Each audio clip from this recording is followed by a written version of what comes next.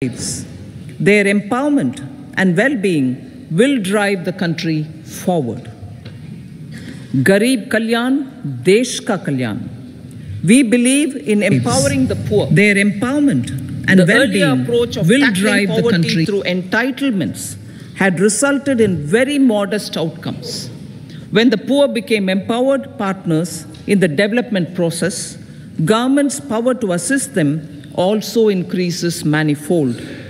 With the pursuit of Sabka Saath, in these 10 years, the government has assisted 25 crore people to get freedom from multi-dimensional poverty. Our government's efforts are now getting synergized with energy and passion of such empowered people. This is truly elevating them from poverty. Direct benefit transfer of 34 lakh crore rupees from the government using PM Jan Dhan accounts has led to savings of 2.7 lakh crores of rupees for the government. This savings has been realized through avoidance of leakages prevalent earlier. The savings have helped in providing more funds for Garib Kalyan. PM Swanidhi has provided credit assistance to 78 lakh street vendors. From that total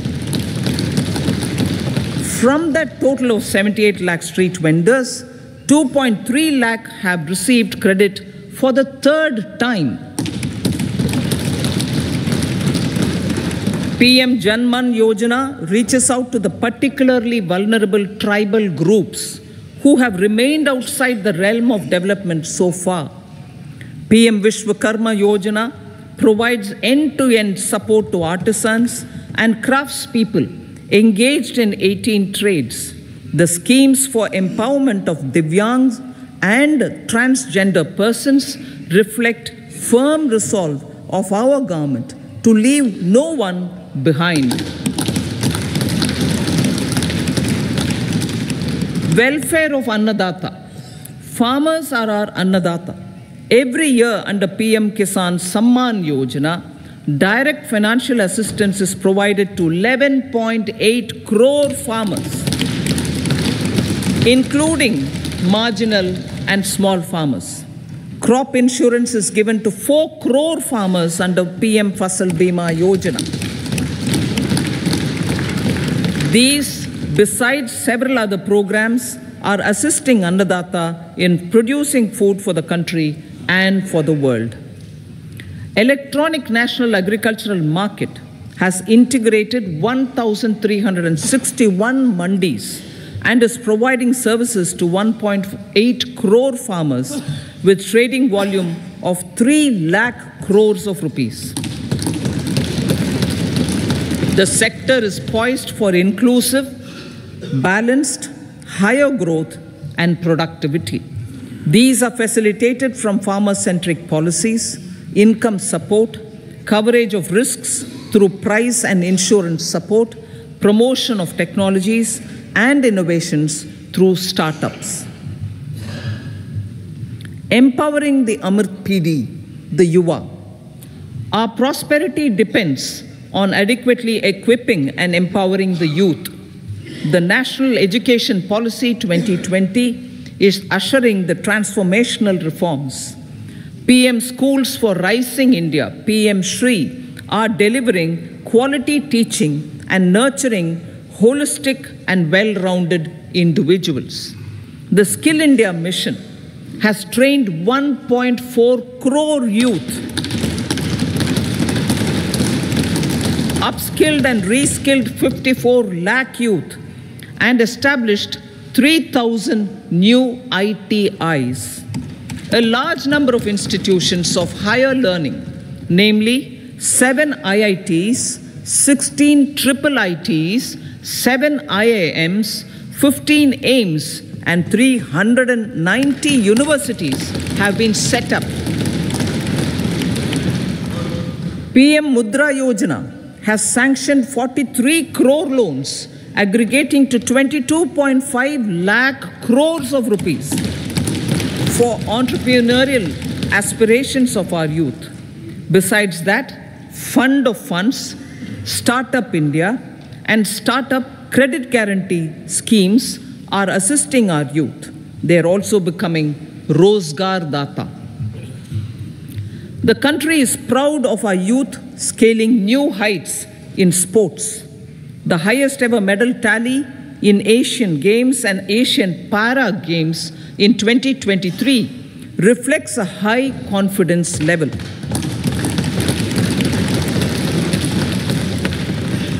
Chess prodigy and our #1 ranked player Pragyananda put up a stiff fight against the reigning world champion Magnus Carlsen in 2023. Today, India has over 80 chess grandmasters compared to little over 20 in 2010. Momentum for Nari Shakti.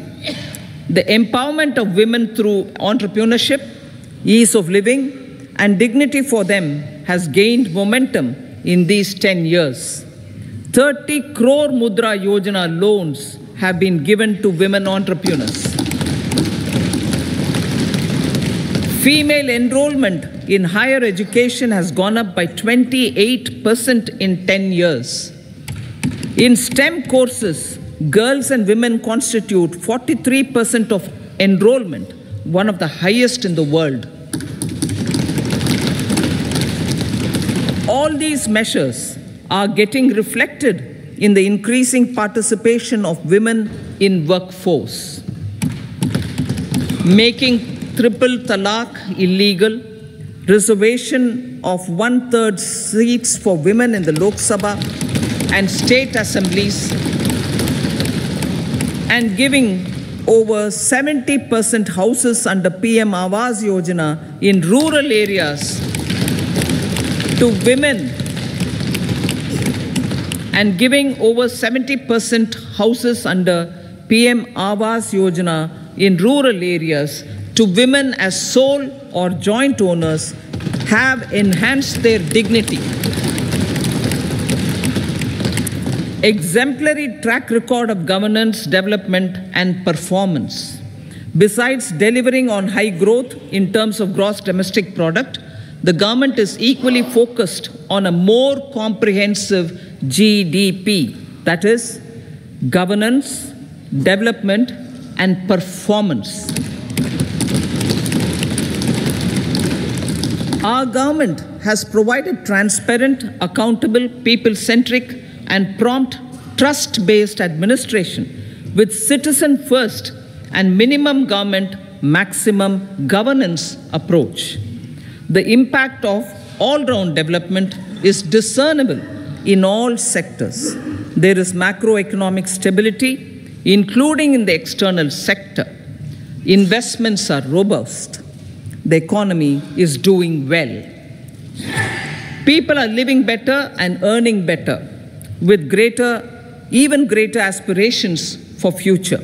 Average real income of the people has increased by 50%. Inflation is moderate. People are getting empowered, equipped, and enabled to pursue their aspirations. There is effective and timely delivery of programs and of large projects. Economic management. The multi-pronged economic management over the past 10 years has complemented people-centric, inclusive development. Following are some of the major elements. 1.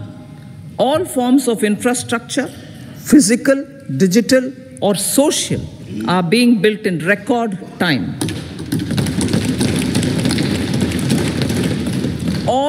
Number 2. All parts of the country are becoming active participants in economic growth. Number 3, digital public infrastructure, a new factor of production in the 21st century, is instrumental in formalization of the economy. Number 4, goods and services tax has enabled one nation, one market, one tax Tax reforms have led to deepening and widening of tax base. Number 5, strengthening of the financial sector has helped in making savings, credit, and investments more efficient. Number 6, GIFT, IFSC, and the Unified Regulatory Authority, IFSCA, are creating a robust gateway for global capital and financial services for the economy. Number 7, proactive inflation management has helped keep inflation within the policy band. Now, the global context, Honorable Speaker, sir. Geopolitically, global affairs are becoming more complex and challenging with wars and conflicts. Globalization is being redefined with reshoring and friendshoring, disruption and fragmentation of supply chains, and competition for critical minerals and technologies. A new world order is emerging after the COVID pandemic. India assumed the G20 presidency during very difficult times for the world. The global economy was going through high inflation, high interest rates, low growth, very high public debt, low trade growth, and climate changes. The pandemic has led to a crisis of food, fertilizer, fuel, and finances for the world, while India successfully navigated its way. The country showed the way forward and built consensus on solutions for those global problems.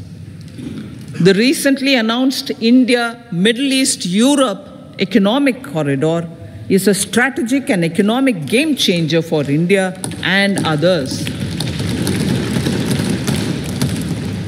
In the words of Honorable Prime Minister, the corridor, and I quote, will become the basis of world trade for hundreds of years to come, and history will remember that this corridor was initiated on Indian soil, unquote.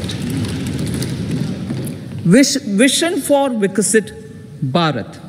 Our vision for Viksit Bharat is that of prosperous Bharat in harmony with nature, with modern infrastructure, and providing opportunities for all citizens and all regions to reach their potential.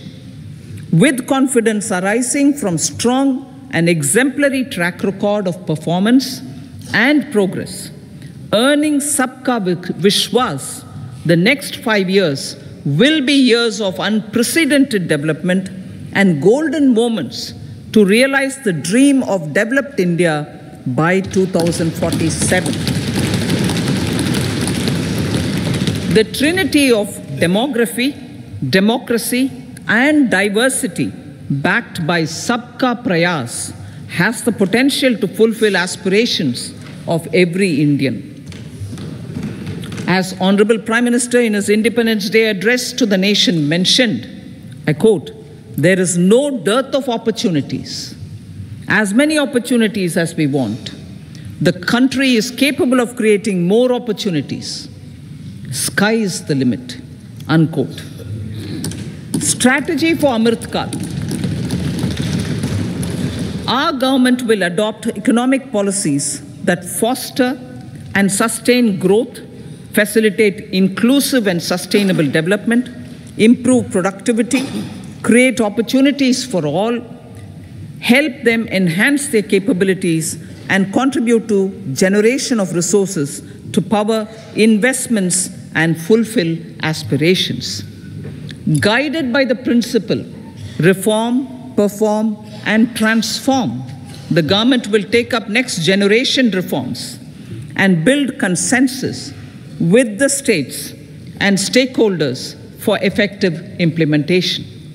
It is an important policy priority for our government to ensure timely and adequate finances, relevant technologies, and appropriate training for the micro, small, and medium enterprises, MSMEs, to grow and also compete globally, orienting the regulatory environment to facilitate their growth will be an important element of this policy mix.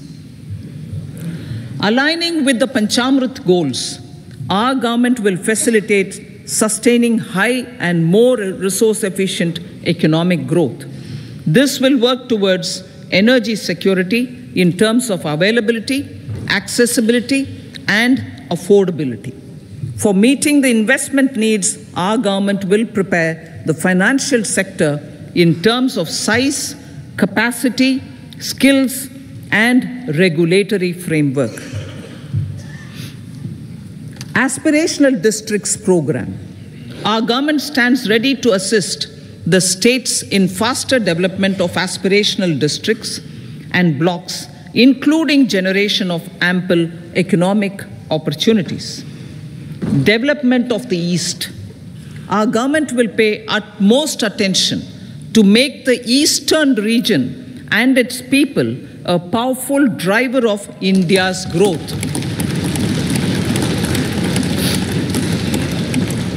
PM Awas Yojana Gramin.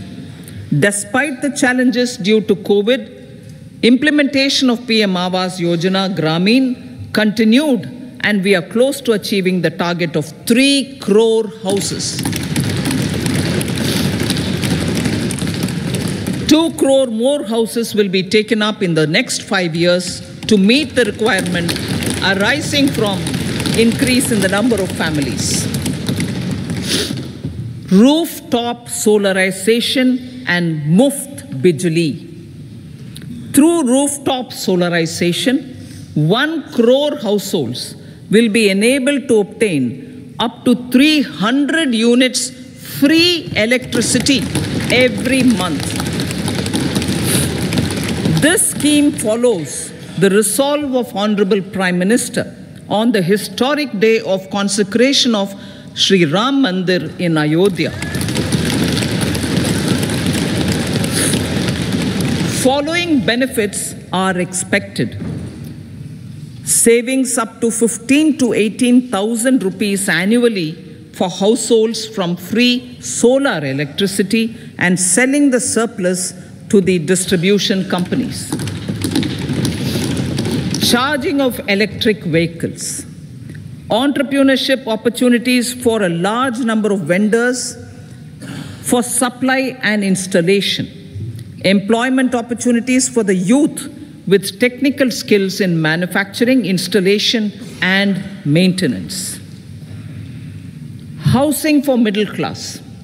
Our government will launch a scheme to help deserving sections of the middle class, and I quote from Honorable Prime Minister's words, living in rented houses or slums or chawls and unauthorized colonies, unquote, to buy or build their own houses. Medical colleges.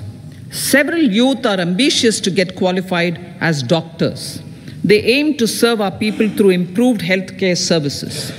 Our government plans to set up more medical colleges by utilizing the existing hospital infrastructure under various departments. A committee for this purpose will be set up to examine the issues and make relevant recommendations. Cervical cancer vaccination. Our government will encourage vaccination for girls in the age group of 9 to 14 years for prevention of cervical cancer. Maternal and child health care. Various schemes for maternal and child care will be brought under one comprehensive program for synergy in implementation. Upgradation of Anganwadi centers under Saksham Anganwadi and Poshan 2.0 will be expedited for improved nutrition delivery, early childhood care, and development. The newly designed U-Win platform for managing immunization and intensified efforts of Mission Indradhanush will be rolled out expeditiously throughout the country. Ayushman Bharat. Healthcare cover under Ayushman Bharat scheme will be extended to all ASHA workers, to all Anganwadi workers and helpers. Agriculture and food processing. The efforts of value addition in agriculture sector and boosting farmers' incomes will be stepped up.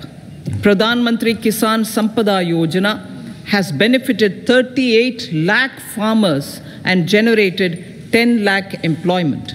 Pradhan Mantri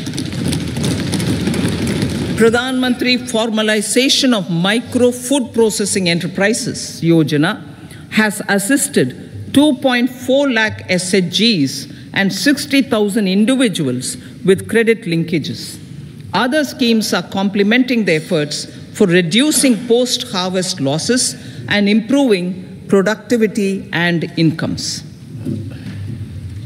For ensuring faster growth of the sector, our government will further promote private and public investment in post-harvest activities, including aggregation, modern storage, efficient supply chains, primary and secondary processing and marketing and branding. Nano DAP. After the successful adoption of nano urea, application of nano DAP on various crops will be expanded in all agroclimatic zones. Atmanirbhar Oil Seeds Abhiyan. Building on the initiative announced in 2022, a strategy will be formulated to achieve Atmanirbharta for oil seeds such as mustard, groundnut, sesame, soya bean, and sunflower. This will cover research for high-yielding varieties, widespread adoption of modern farming techniques, market linkages, procurement, value addition, and crop insurance. Dairy development. A comprehensive program for supporting dairy farmers will be formulated. Efforts are already on to control foot and mouth disease. India is the world's largest milk producer with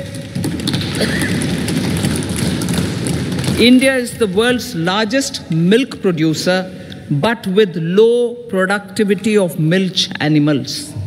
The program will be built on the success of existing schemes such as Rashtriya Gokul Mission, National Livestock Mission, and infrastructure development funds for dairy processing and animal husbandry. Matsya Sampada. It was a government which set up a separate department for fisheries, realizing the importance of assisting fishermen. This has resulted in doubling of both inland and aquaculture production. Seafood exports since 2013-14 has also doubled. Implementation of Pradhan Mantri Matsya Sampada Yojana will be stepped up to 1. Enhance aquaculture productivity from existing 3 to 5 tons per hectare.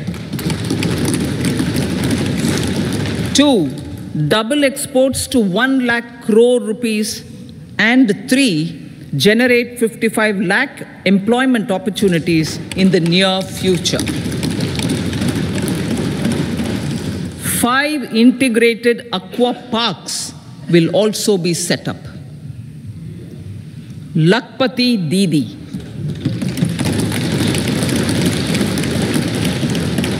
$83 lakh SHGs.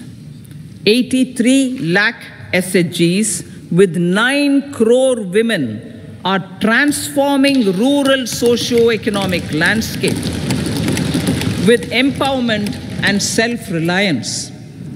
Honorable Speaker said, their success has assisted nearly 1 crore women to become Lakpati Didi already. They are an inspiration to others. Their achievements will be recognized through honoring them.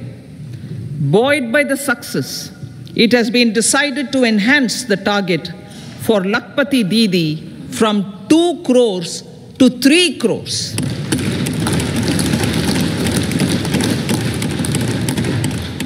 Technological changes, new age technologies and data are changing the lives of people and businesses. They are also enabling new economic opportunities and facilitating provision of high-quality services at affordable prices for all, including those at the bottom of the pyramid. Opportunities for India at the global level are expanding. India is showing solutions through innovation and entrepreneurship of its people. Research and innovation for catalyzing growth, employment, and development. Prime Minister Lal Bahadur Shastri gave the slogan of Jai Jawan, Jai Kisan. Prime Minister Atal Bihari Vajpayee ji, made that Jai Jawan, Jai Kisan, Jai Vigyan. Prime Minister Modi has furthered that to Jai Jawan, Jai Kisan, Jai Vigyan, and Jai Anusandhan, as innovation is the foundation of development. For our tech-savvy youth, this will be a golden era. A corpus of 1 lakh crore rupees will be established with 50-year interest-free loan provided. The corpus will provide long-term financing or refinancing with long tenors and low or nil. I repeat that sentence. The corpus will provide long-term financing or refinancing with long tenors and low or nil interest rates. This will encourage the private sector to scale up research and innovation significantly in sunrise domains. We need to have programs that combine the powers of our youth and technology. A new scheme will be launched for strengthening deep tech technologies for defense purposes and expediting Atmanirbharta. Infrastructure development. Building on the massive tripling of the capital expenditure outlay in the past 4 years, resulting in huge multiplier impact on economic growth and employment creation, the outlay for the next year is being increased by 11.1% to 11,111 crore rupees. This would be 3.4% of our GDP. Railways. 3 major economic railway corridor programs will be implemented. These are Energy, Mineral and Cement Corridor. Number 2, Port Connectivity Corridors. And number 3, High Traffic Density Corridors. The projects have been identified under the PM Gati Shakti for enabling multimodal connectivity. They will improve logistics efficiency and reduce cost. The resultant decongestion of the high traffic corridors will also help in improving operations of passenger trains, resulting in safety and higher travel speed for passengers. Together with dedicated freight corridors, these 3 economic corridor programs will accelerate our GDP growth and reduce logistic costs.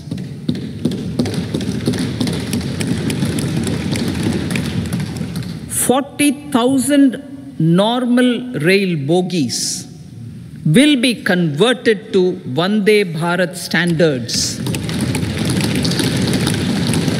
to enhance safety, convenience, and comfort of passengers. Aviation sector. The aviation sector has been galvanized in the past 10 years. Number of airports have doubled to 149. Rollout of air connectivity to Tier 2 and Tier 3 cities under UDAN scheme has been widespread. 517 new routes are carrying 1.3 crore passengers. Indian carriers have proactively placed orders for over 1,000 new aircrafts. Expansion of existing airports and development of new airports will continue expeditiously. Metro and Namo Bharat. We have a fast expanding middle class and rapid urbanization is taking place. Metro rail and Namo Bharat can be the catalyst for the required urban transformation. Expansion of these systems will be supported in large cities, focusing on transit-oriented development. Green energy. Towards meeting our commitment for net zero by 2070, the following measures will be taken. Viability gap funding will be provided for harnessing offshore wind energy potential for initial capacity of 1 gigawatt. Coal gasification and liquefaction capacity of 100 metric tons will be set up by 2030. This will also help in reducing imports of natural gas, methanol, and ammonia. Phased mandatory blending of compressed biogas in compressed natural gas for transport and piped natural gas for domestic purposes will be mandated. Financial assistance will be provided for procurement of biomass aggregation machinery to support collection. Electric vehicle ecosystem. Our government will expand this and strengthen the e-vehicle ecosystem by supporting manufacturing and charging infrastructure. Greater adoption of e-buses for public transport networks will be encouraged through payment security mechanism. Biomanufacturing and biofoundry. For promoting green growth, a new scheme of biomanufacturing and biofoundry will be launched. This will provide environment-friendly alternatives such as biodegradable polymers, bioplastics, biopharmaceuticals, and bioagri inputs.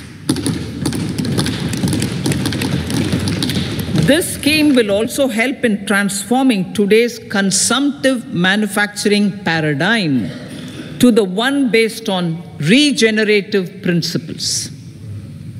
Blue Economy 2.0.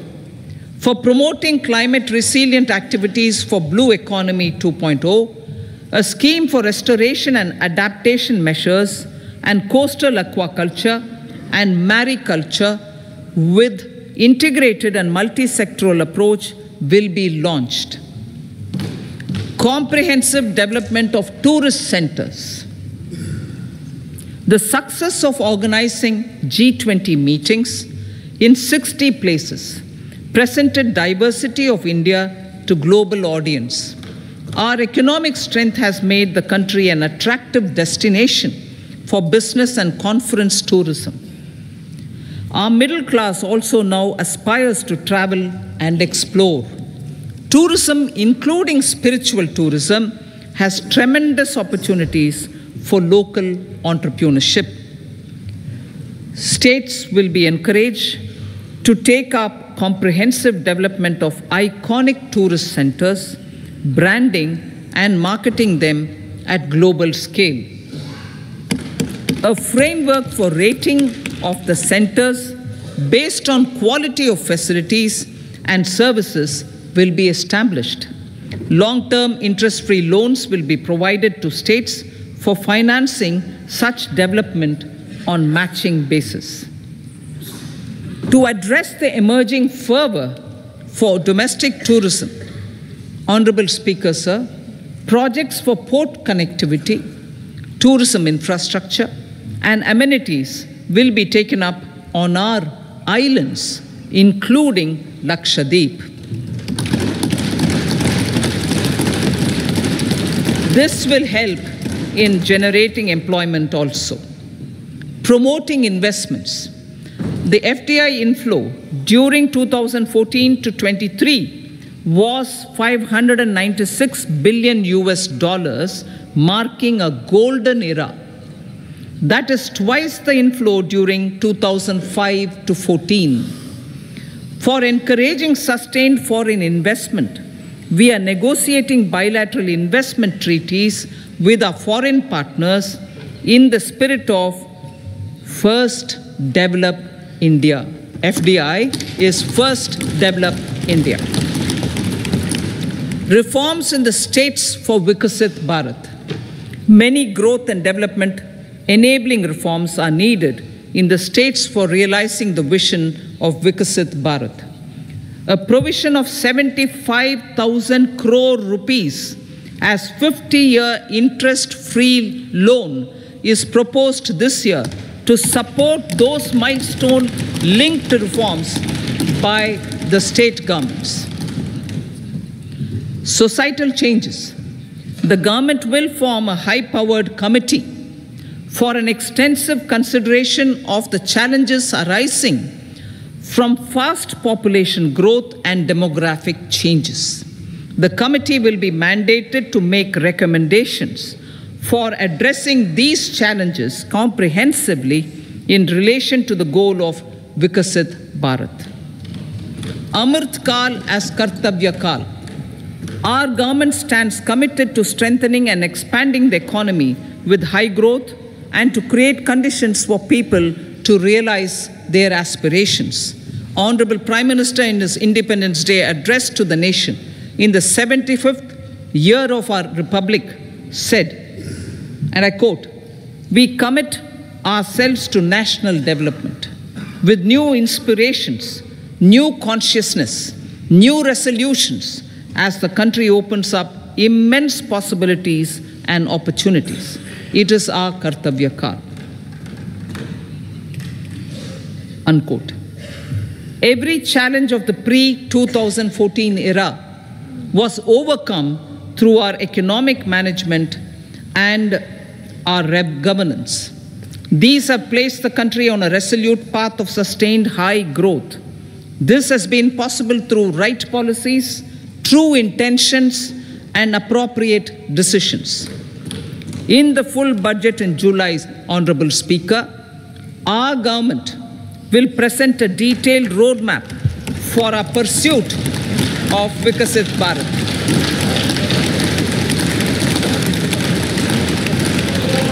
Revised estimates of 2023-24. The revised estimate of the total receipts other than borrowings is 27.56 lakh crores of rupees, of which the tax receipts are 23.24 lakh crore rupees. The revised estimate of total expenditure is 44.90 lakh crore rupees. The revenue receipts at 30.03 lakh crore rupees are expected to be higher than the budget estimate, reflecting strong growth momentum and formalization in the economy. The revised estimate of the fiscal deficit is 5.8% of GDP, improving on the budget estimate, notwithstanding moderation in the nominal growth estimates. Budget estimates for 2024-25. Coming to the year 2024-25, the total receipts other than borrowings and total expenditure are estimated at 30.80 and 47.66 lakh crore rupees respectively. The tax receipts are estimated at 26.02 lakh crore rupees.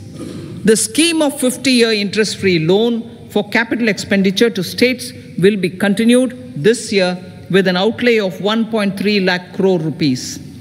We continue on the path of fiscal consolidation, as announced in my budget speech of 2021-22, to reduce fiscal deficit below 4.5% by 25-26.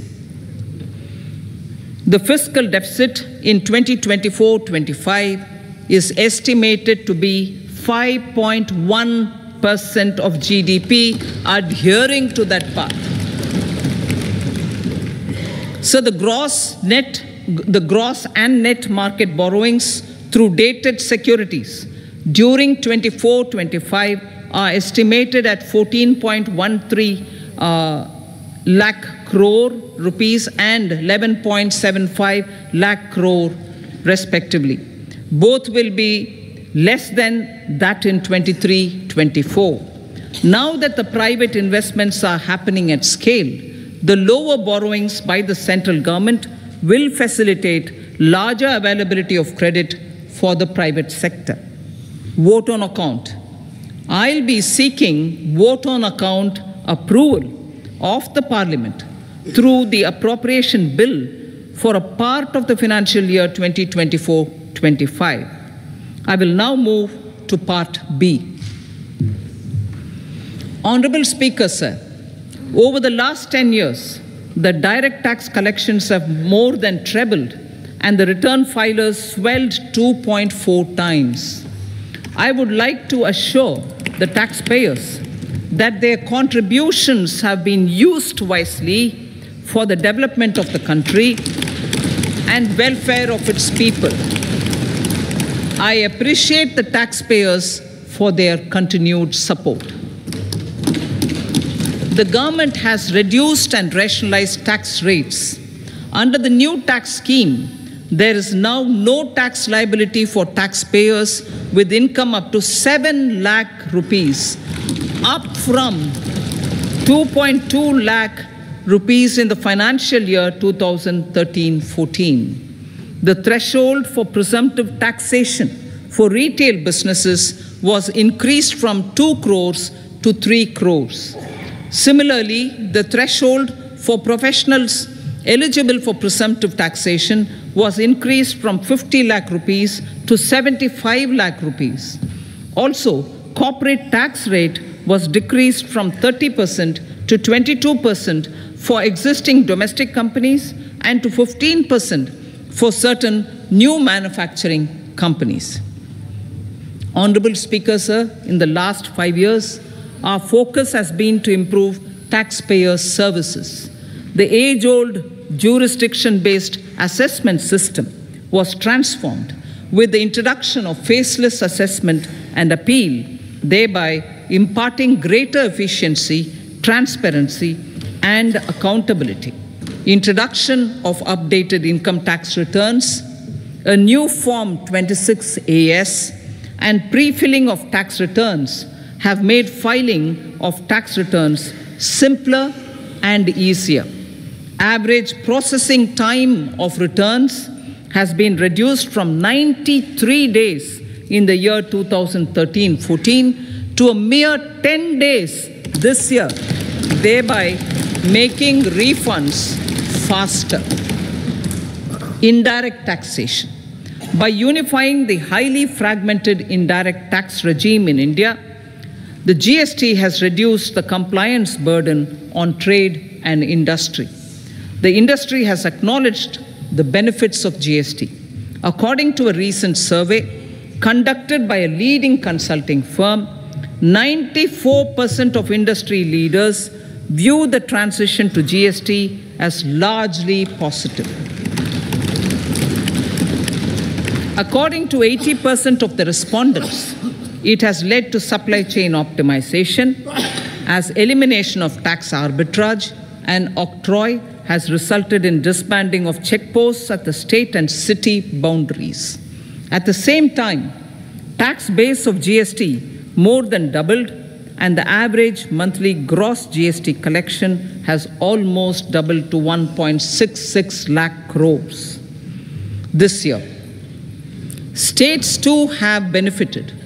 States' SGST revenue, including compensation released to states in the post-GST period of 2017-18 to 2022-23, has achieved a buoyancy of 1.22.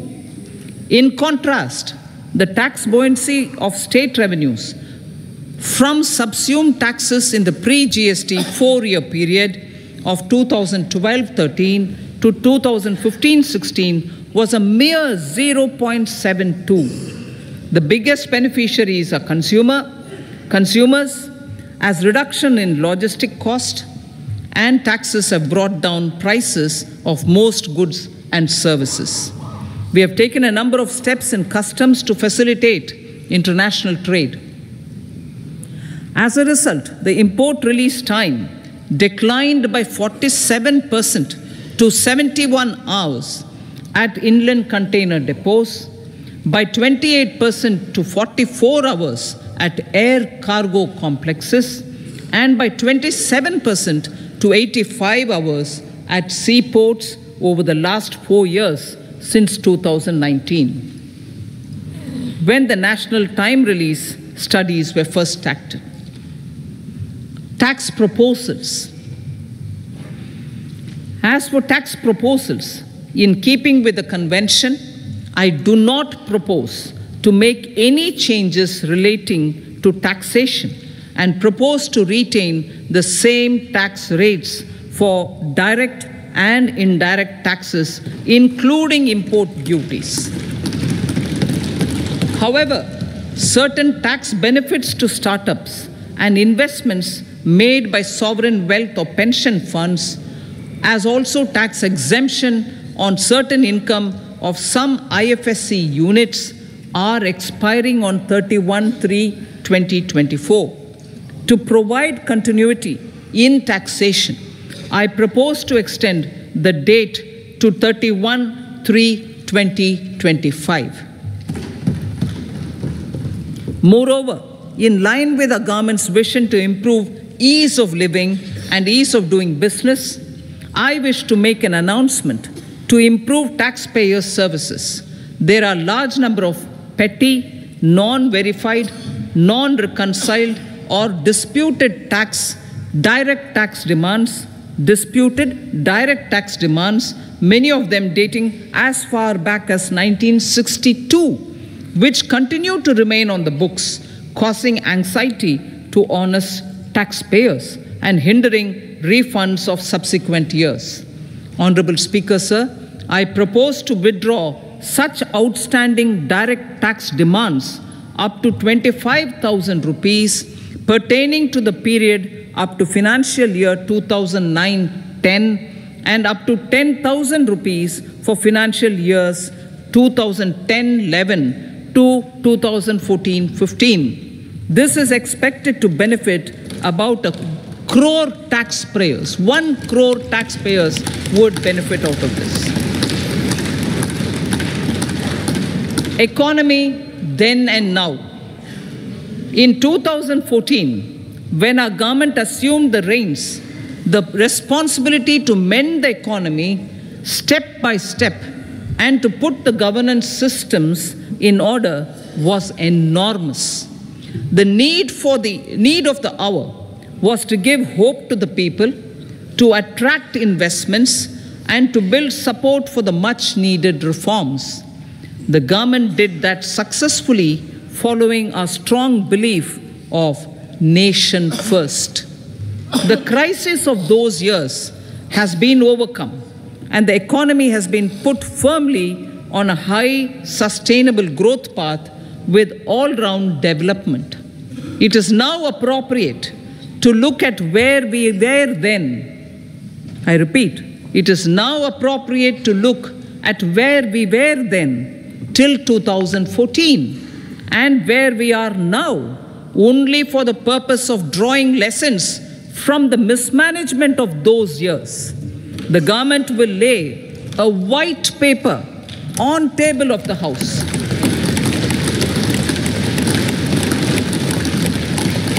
The exemplary track record of governance, development, and performance, effective delivery, and Jan Kalyan has given the government trust, confidence, and blessings of the people to realize whatever it takes, the goal of Vikasit Bharat, with good intentions, true dedication, and hard work in the coming years and decades.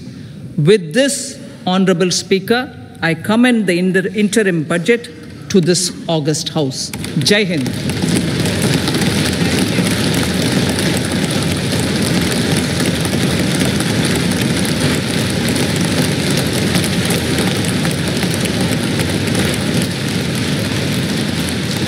Item number 2 Shrimati Nirmala Sitharaman ji.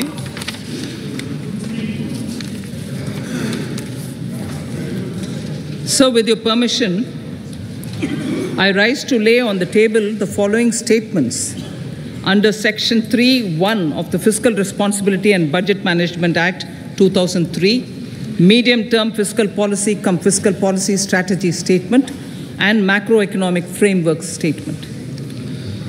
Item number 3, Srimati Nirmala Sitharaman ji. Sir, with your permission, I rise to move for leave to introduce the Finance Bill 2024. प्रश्न ये है कि विधेयक को पुनर्स्थापित करने की अनुमति प्रदान की जाए।